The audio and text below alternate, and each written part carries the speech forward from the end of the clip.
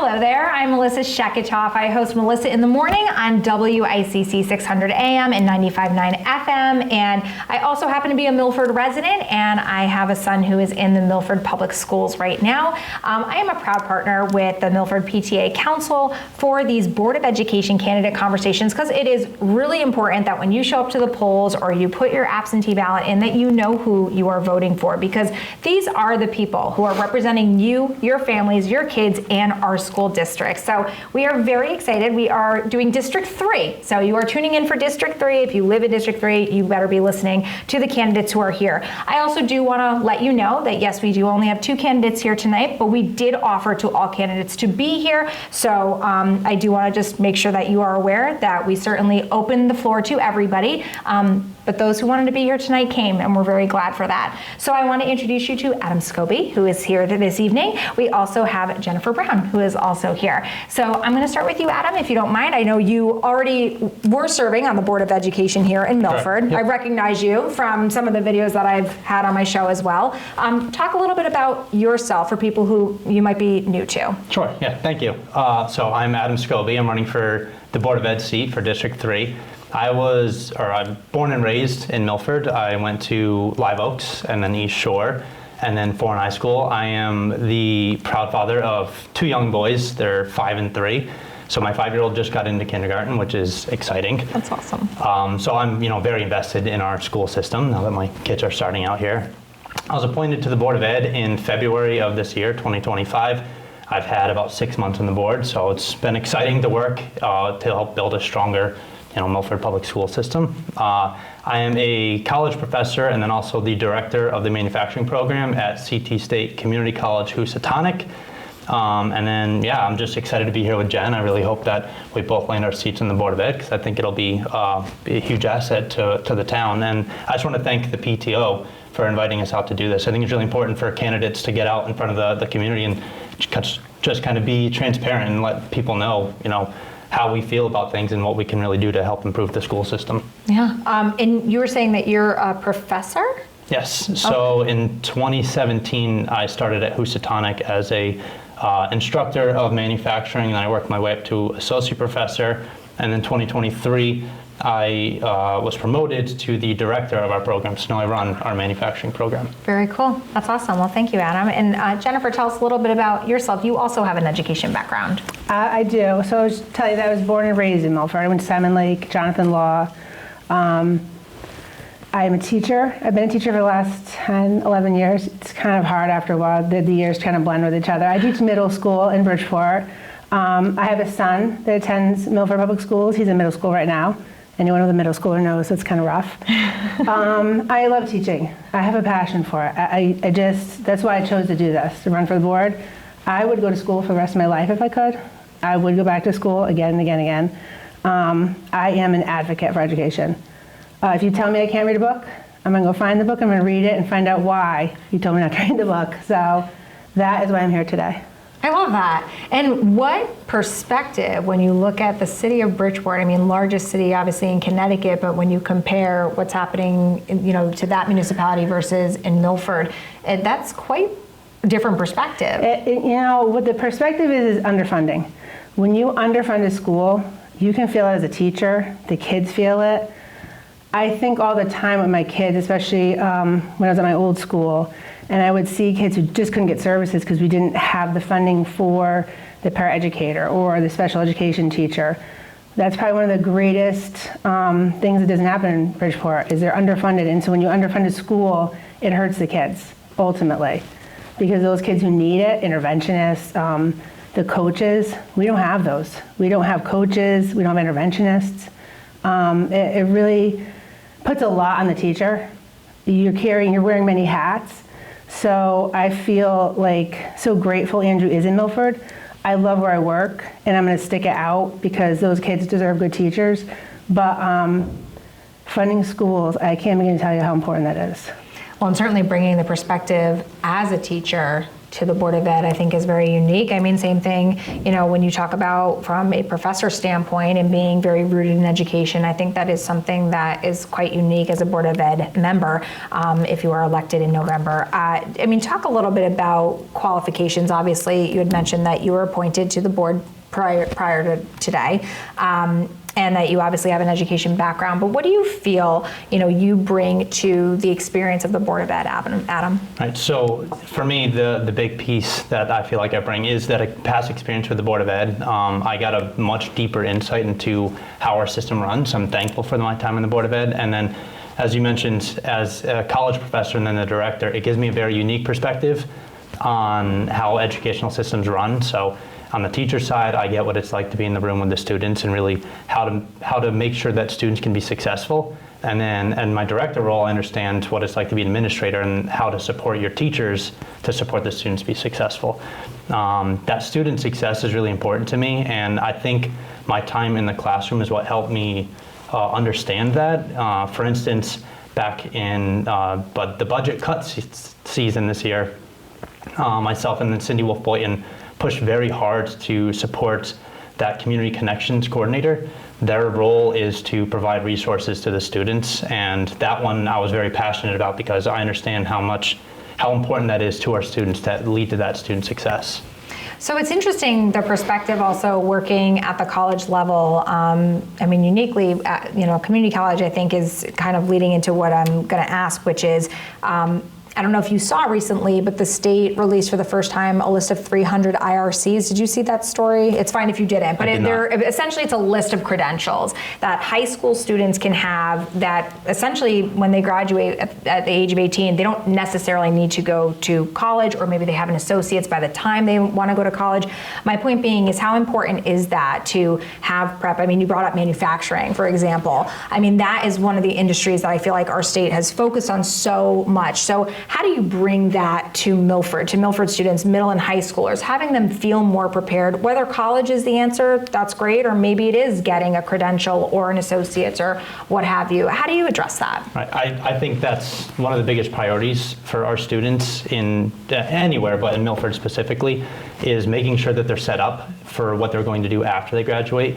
I work with a lot of high school students, bringing them into the college system, and I always tell them the worst thing you can do after high school is nothing. You need to have some type of plan on what you want to do to move forward. And so whether that's a 4-year degree or whether that's a certification to get into a career, I think those are both very important avenues. I really love what Dr. Kataya and our team have been working on with the CTEs, the Career Technical Education, of getting the certifications early while they're in high school. But again, as you mentioned, working in manufacturing, the trades are near and dear to my heart. There's a lot of success that you can get in those types of careers. And I was one of these people. 4 more years of school after high school was not in the cards for me, and instead I dug in deep on a trade, became very good at it, and then circled back around, and now I'm teaching at a school to help people get into those trades. So I love that we're investing in that, and I think we need to continue investing in things like trades and those certs to get our students to be successful after high school. So I'm also curious, Jen, from your background and continuing, doing education. I know it's in Bridgeport, but again, just there are obviously skills that I think, any teacher can bring to the classroom and even beyond. What do you think about creating more skill learning? Whether that's financial literacy, whether that is, like we were saying, credentials, but bringing more of that experience into the classroom in Milford. Is that something that is a priority to you? Not to put words in your mouth, but is that, what are some things that you take from your classroom and you'd love to have that experience for Milford students? That's interesting you ask that, because when I taught 8th grade a couple years ago, my 8th graders was like, how come they don't teach us how to balance a checkbook? And I was like, well, I don't know. I was like, maybe in high school they do that?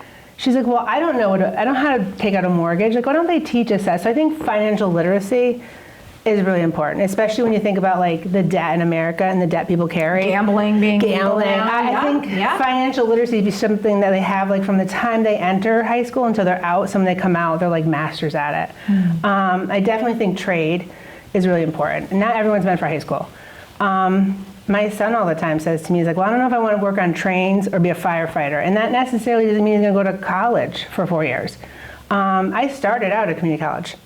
I went to Norwalk and then transferred to Fairfield U.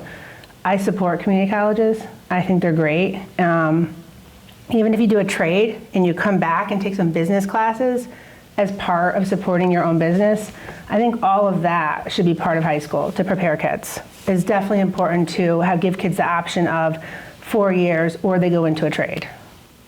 What, in your opinion, Jennifer, what is working in the Milford School District and what's missing the mark? What's the staff, the teachers so far that I've encountered, my friends' teachers, we have incredible teachers in Milford, above and beyond. I mean, I can't mention my son's teacher today, but she just went out of the way to go to his homeroom to figure out a problem we were having. That's what makes a difference, that our staff in Milford don't just teach, then the day is done. I did my part of it. Their contract requires certain things. I find that the teachers in Milford go above and beyond what's expected of them. I think in Milford, we should have sports in middle school. I personally think we should. My son would love to play track. I think there should be more clubs. There's just not the funding for it, but our kids in middle school are missing out on those extracurriculars, and I think middle school is the place you really need them because it's such a difficult age, and we don't have them. Adam, I'm going to come to you and jump to the budget. You were in this very room where a budget was, yet again, a real issue in Milford. What happened, in your professional opinion, and how do we, if you're elected to the board again, how do we avoid, what ended up happening where we had teachers that were cut? And really, it felt like there was a huge, I'm going to call a real division between the Board of Ed and the Board of Aldermen. It felt like just not on the same page. How do we avoid that? I think you hit that nail on the head, honestly. Back in budget season, the budget was approved by the Board of Ed before I joined, and then I joined as it was going through the Board of Aldermen analysis. And what ended up happening is 1.3 million was cut from our budget, which is very difficult to work with. It was a huge cut. We originally started talking about potentially closing down a school to save, or not save, but to reduce the budget to make up for that 1.3. Which was not a fun conversation. That was actually a very aggravating conversation. I know a lot of the Board of Ed members, we walked out that night kind of fuming, to be honest. It's really difficult because we put forward this very lean yet efficient budget that will pay for everything that we need paid for. Fixed costs are always going up. We have to make sure we're covering salaries and transportation and things like that. So we always have to adjust for that, but then we're always trying to push our budgets to do more so we can improve the school system. And it's never excessive, it's never wasteful, it's so that we can advance. And so it's difficult when you get hit by that budget cut that it almost feels like it's out of your hands. I think the best way to really push back on that, fight on that, is community interaction. People were aware that this was happening, and we need to speak up and kind of push back with the Board of Aldermen as much as we can and really say, education is the foundation of any community. We start from the bottom and we work our way up. We need to make sure that our students are educated so that when they take over, when we're all ready to retire, they're there and educated and can handle it. So I think that's really what we need to do is try to get the community behind this more. We had a lot of people come out and speak for it, and I'm very grateful for those folks. But the Board of Aldermen, that was kind of split down the middle, and we needed, I think, a majority, super majority on that vote, and I think that's why I ended up getting shut down. So it's difficult to work with. Like I said, we already run a lean budget, so when anything gets cut, it's more or less kicking a can down the road where we'll reduce the programs or maybe some maintenance things here or there, and the next year we need to maintain these things. So it's making it more difficult in the long run every single time that budget gets cut. And not to jump ahead too far, but this is where that long-range facilities plan is coming in. Hopefully we can create more efficiencies in our system to help alleviate some of these cuts. Yeah, we definitely are going to talk about the long-range facilities plan. Can I piggyback off that? Please. Well, as you said that, I'm thinking about when I work in Bridgeport, because a lot of the buildings have deteriorated because those cuts were made. And so when you're thinking about maintenance, and you look at the schools, even in Bridgeport, it's not a lack of wanting to, it's a lack of having the money to keep them maintained. So even those kind of cuts impacts every part of the district. And to the budget cuts, I always think schools need more because classes should be smaller. I think if you ask any parent, they would tell you that class sizes should be smaller. It allows the teacher to spend more time with the student, assess the student. Overall, it's better to have smaller classes. So even on a lean budget, you're not addressing the issues within the classroom that really support kids. Just to tie into this a little bit more with what Jen was saying before, that teacher burnout, it's real. And student success is the #1 priority. I think we can all agree on that. But to help them be successful, we need a strong staff. And when the staff want to order something or try to add something to their curriculum, or they see that 1.3 million just got cut from our budget, and then we need to close a school or lay people off, it makes it tougher on the instructors to want to stay in the system or to not get burnt out. So that budget has a huge ripple effect that we really need to be careful about. If we want to keep the best teachers in our system to help our students be the best they can be, we really need to have a solid budget that will support everyone. Let's talk about the long-range facilities plan. Still in the early stages, nothing that can be rolled out really anytime soon. It's going to take years. But what are some concepts of that, whoever would like to go first, what are some concepts of that you really like, and others that you feel maybe are not hitting the mark or that you'd like to include? Do you want to start, John? Yeah, I grew up in Milford, and I had my, the 2 high schools that battled it out at football time. So I could feel like I'm on the fence. There's part of me that is nostalgic. And it's like, oh, but we always had 2 high schools. But then the idea of having a state-of-the-art high school where all the kids are together and the money goes there, and we're preparing our kids for a future that we're not even sure of, because technology is just changing all the time. And our current schools aren't built for that. So I'd say that I couldn't give an answer either way because it's hard. I love both 2 high schools, but then the idea of one is great too. I think whatever the community wants and what in the end is going to best serve our kids is where the answer will be found. But open-mindedness. Yeah. Because I understand obviously the nostalgia behind it, for sure. But I do look at other districts that have, the amount of kids that would be in one school in Milford. That is a model that is used in Fairfield. It's used in Westport. It is used in other school districts. So it's not like we've never seen it, and it's not like their success rates are not there. To your point, but it's got to be collaborative. It's got to be collaborative. It's got to be collaborative. I think everyone knows we need to find a way forward. And like you brought up. The one high school works well in many districts. And I think it's people are torn. You have people who are like, but I love the community of the smaller school, but I think we need to kind of look forward and figure out what we're going to do for our kids. But it should be something we all come together and agree upon. What do you think, Adam? Completely agree. I'm born and raised here as well. I did the 2 high schools and the 3 middle schools and 8 elementary schools, I think it was, when I was younger. So I have my own personal feelings as to what I would like to see, but I also tried to remember, and I'm sure Jen's feeling the same way, that we are representatives of the district, and just because Adam wants this doesn't mean I'm going to come up here and vote for that. I really want that feedback from the community. I think in order to do that, though, we have to do our best to continue to communicate with the community. In this long-range facilities planning plan, we spent the last few months interviewing firms to really choose the best one that we think will help us move forward. And so we kind of put them through the ringer in these interviews of really trying to identify who would be best at compiling this data of what the best system forward would be. But then in these interviews, I personally was very tough on these firms, asking them how they were going to communicate with our community. Because at the end of the day, they can put together the most perfect plan and say this is the best route forward for Milford. But if we can't communicate that correctly with the community, it will only rely on nostalgia and feeling. And we really need to have that data-driven answer. And then we need the community to come out and really understand what we're trying to do. And then hopefully we as a community can come together and agree. I'm sure we won't have 100% agreement, but at least a majority agreement on what the best steps forward are. Because again, two high schools is what I grew up with, but that one high school could be perfect. It could be amazing. Yes. Yeah, and give our kids access to something that maybe they don't have access to with the 2 high schools.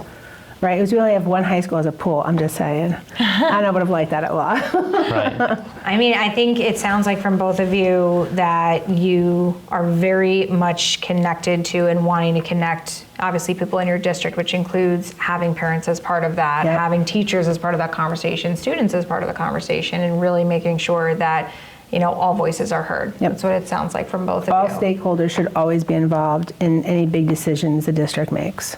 I would love for you both, if you have just a closing thought, you know, before people go to the polls, whether you vote early or you vote in person on November 4th, what should people remember about you, Jennifer Brown? What should stand out to them? I think you should remember that I care deeply about all kids. When Andrew graduates high school, I'm going to still care about your kids.